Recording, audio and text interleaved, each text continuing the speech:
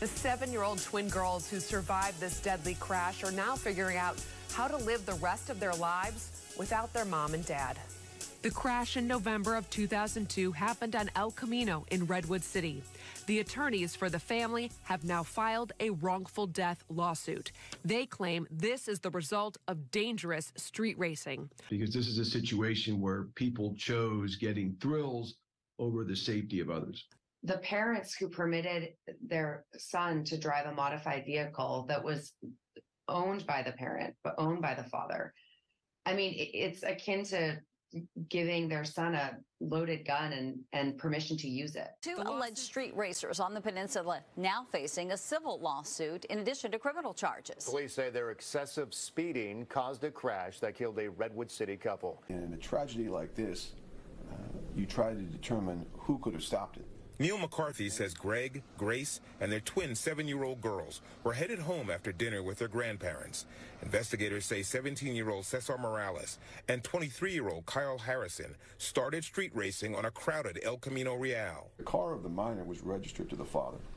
It was souped up for the purpose of drag racing. The parents of the minor contributed to this accident, to this incident, rather. In the Bay Area, it's a tragic situation.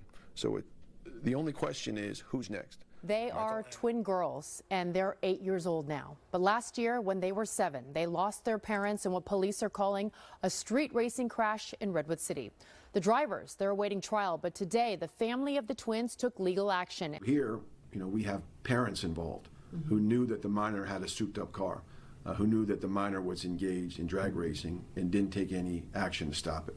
We have passengers in a car who are yelling at the drivers, blow the lights. Let's start racing. I think the point for us is, to send a message to any family that has a kid that's learning to drive or that's of driving age that, a vehicle is a lethal weapon. Because this is a situation where people chose getting thrills over the safety of others. The wrongful death lawsuit names the 2 drivers, the passengers, and holds the 17-year-old's parents accountable. The parents who permitted their son to drive a modified vehicle that was owned by the parent, but owned by the father.